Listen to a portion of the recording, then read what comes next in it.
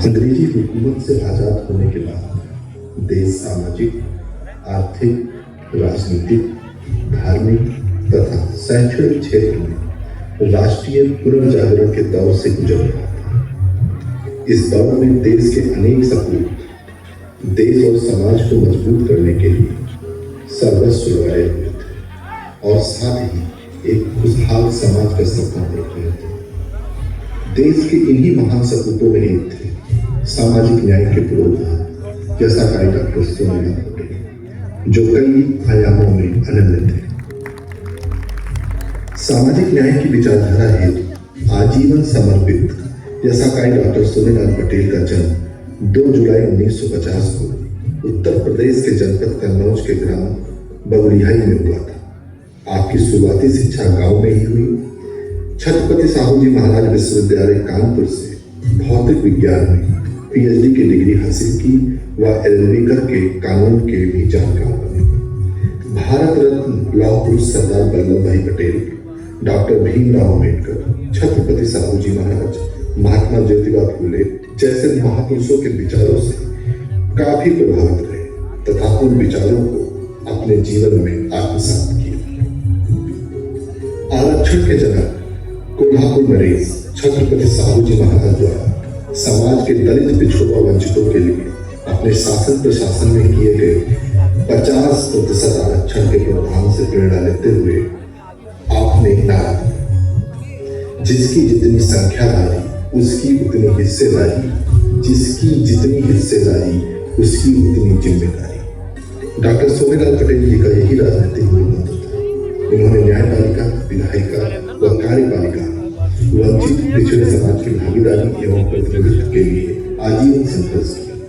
समाज के कमेरा दलित पिछड़े वंचित समाज में अपने अधिकारों के प्रति बौद्धिक चेतना लाने हेतु डॉक्टर सोनेलाल पटेल जी का जीवन पर्यंत किया गया कठिन संघर्ष आने वाली पीढ़ियों के लिए प्रेरणा है। इस संघर्ष के दौरान उनके मार्ग में अनेक बाधाएं आई, किंतु उन्होंने कभी भी हार नहीं मानी। अपने राजनीतिक सफर की शुरुआत उन्होंने पूर्व प्रधानमंत्री स्वर्गीय चौधरी चरण सिंह के साथ की। उन्हीं की पार्टी से उन्होंने अपने जीवन का पहला विधानसभा चुनाव भी लड़ा। बाबा साहब अम्बेडकर से प्रभावित होकर आपने आजीवन आर्थिक और सामाजिक लोकतंत्र की स्थापना के लिए संघर्ष करने का मन बनाया। मानव काशीराम जी के मार्गदर्शन में बहुजन समाज पार्टी के महत्वपूर्ण संगठन के पद पर रहकर वंचित समाज के अधिकारों के लिए संघर्ष किया, लेकिन बहुत शीघ्र ही बहुजन समाज पार्टी से अलग होकर किसानों, दलितों, पिछड़ों व वंचितों की उपेक्षा से राहत होकर 4 नवंबर 1995 को अपना दल की स्थापना की। पार्टी की संघर्ष यात्रा में बहुत कठिन दौर से भी गुजरना पड़ा। पिछड़ों के अधिकारों के लिए देश भर में जागृति लाने वाले डॉक्टर सोनेलाल पटेल को 23 अगस्त 1999 को प्रयागराज में पुलिस की बर्बरता का शिकार होना पड़ा। लोकसभा चुनाव के दौरान पीडी टंडन पार्क में शांतिपूर्वक जनसभा के दौरान पुलिस ने क्रूर तरीके से लाखों कार्यकर्ताओं पर लाठियां बरसाई। इस दौरान डॉक्टर सोनेलाल पटेल जी बुरी तरह से घायल हुए। सैकड़ों कार्यकर्ता बुरी तरह से जख्मी हुए। डॉक्टर पटेल के समर्थक हर साल इस दिन को क्रांति दिवस के तौर पर मनाते हैं। डॉक्टर सोनेलाल पटेल जी ने समतामूलक समाज की स्थापना हेतु भगवान बुद्ध के विचारों को अपने जीवन में आत्मसात किया और बुद्ध के समतामूलक विचारों को आजीवन जन जन तक पहुंचाने का महान कार्य किया। बाबा साहब अम्बेडकर के बाद डॉक्टर सोनेलाल पटेल ऐसे पहले व्यक्ति थे जिन्होंने 5 लाख लोगों के साथ बौद्ध धर्म ग्रहण किया और बोधिसत्व कहलाए। 17 अक्टूबर 2009 को एक सड़क दुर्घटना में डॉक्टर सोनेलाल पटेल साहब का दुखद निधन हो गया। यही नहीं, आज उनकी बनाई पार्टी बहन अनुप्रिया पटेल जी के नेतृत्व में सामाजिक न्याय की इस लड़ाई को निरंतर मजबूती के साथ आगे बढ़ा रही है। सरकार ने उनके संघर्षों एवं समाज के प्रति उनके योगदान को याद करते हुए प्रयागराज की राज्य सड़क का नाम उनके नाम पर करके उन्हें श्रद्धांजलि दी है।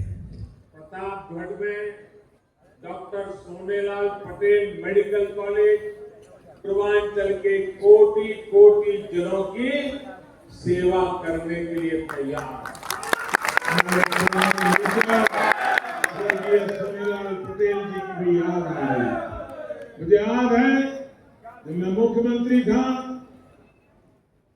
तो जब भी गुजरात आते थे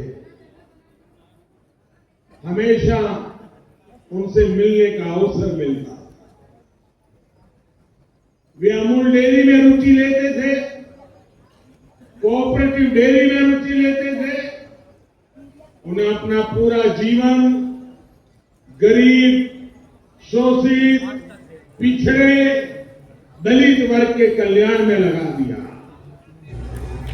सोनेलाल जी का पूरा जीवन दलित, पिछड़े, आदिवासी, वंचित समाज के कल्याण के लिए संघर्ष करने में गया।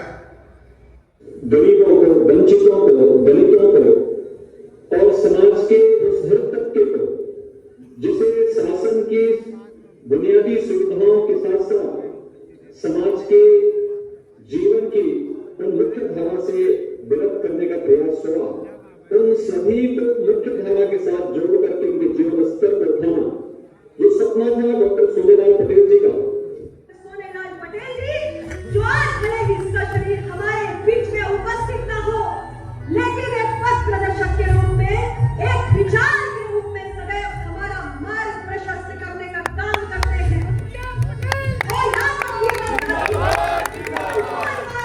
वक्त के सवेरों को और आपदाओं के झटकों को झेल सकती है, जिसकी जड़ें मजबूत होती है, जिसकी नींव मजबूत होती है। और इसलिए आप सबकी जिम्मेदारी है कि उन जड़ों से जुड़कर रहना है। उन जड़ों में हमारे मूल्य है, हमारा आदर्श है, हमारे सिद्धांत है, हमारे संस्थापक की सीख है।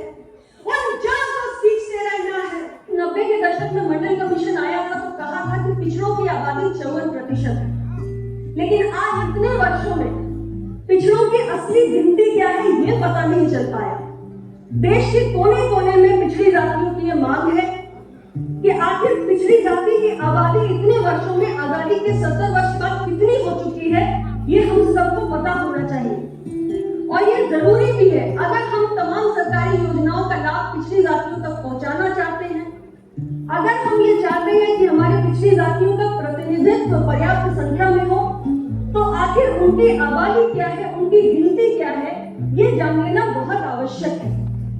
मैं अपनी पार्टी अपना दल की ओर से ये उम्मीद भी यहाँ पर जाहिर करती हूँ कि हमारी एनडीए की सरकार, माननीय प्रधानमंत्री जी के नेतृत्व में चलने वाली सरकार आने वाले समय में जो हमारी वर्ष 2021 में जनगणना होने जा रही है, उसमें ओबीसी की गिनती कराने के प्रस्ताव पर भी गंभीरता पूर्वक विचार करेगी। मैं फिर दोहराऊंगी कि ये समय की आवश्यकता है, देश को इसकी जरूरत है।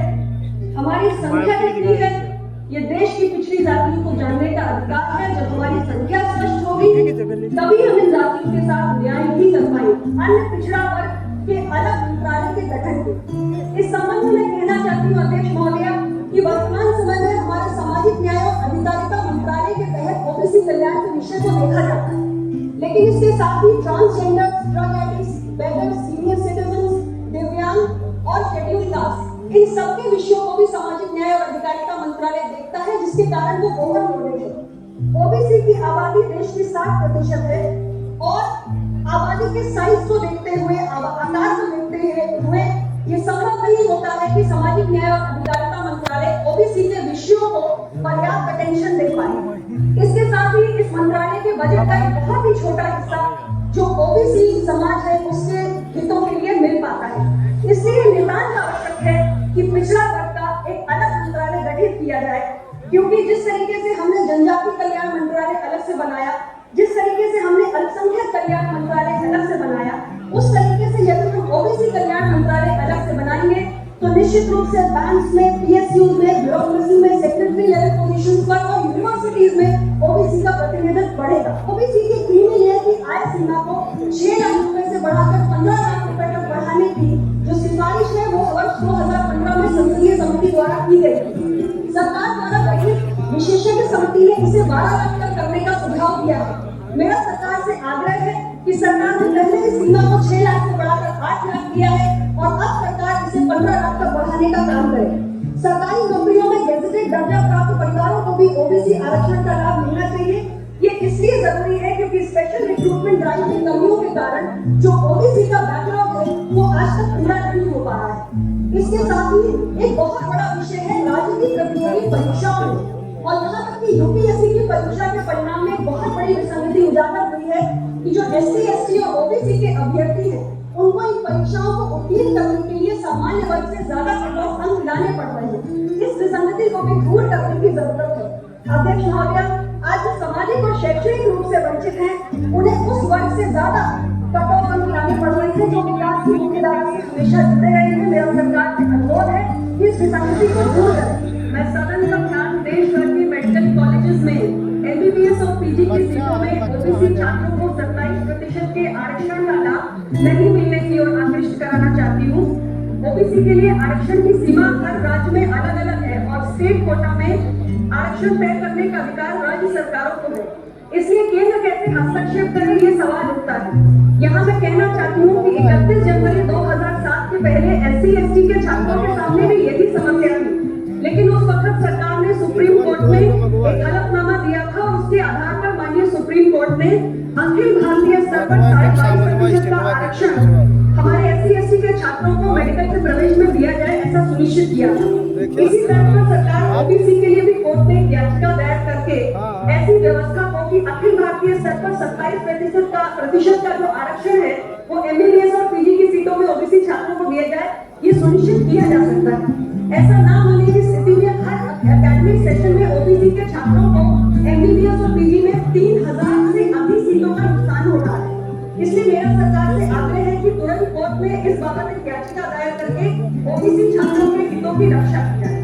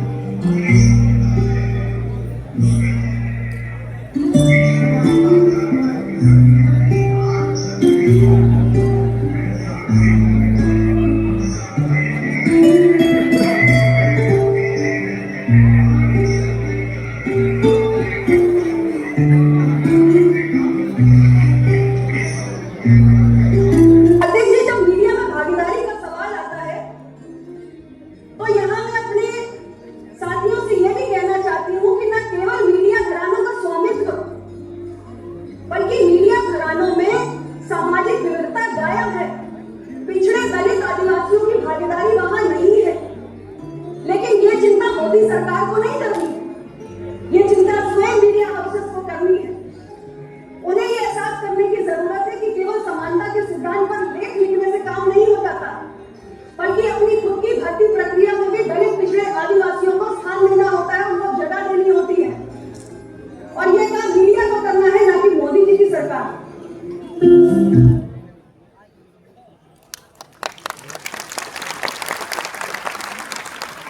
साथियों, ये आप अभी देख रहे थे, ऐसा लग रहा था पूरी तरह सीरियस थे, अपने महापुरुष को बड़ी मजबूती से देख रहे थे, आदरणीय अपनी नेता के विचारों को सुन रहे थे।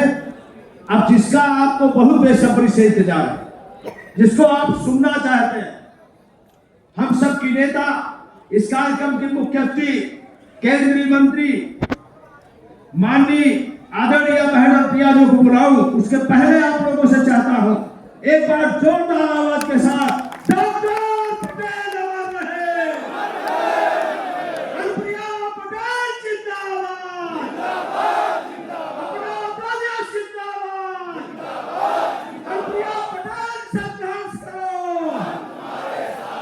आशीष पटेल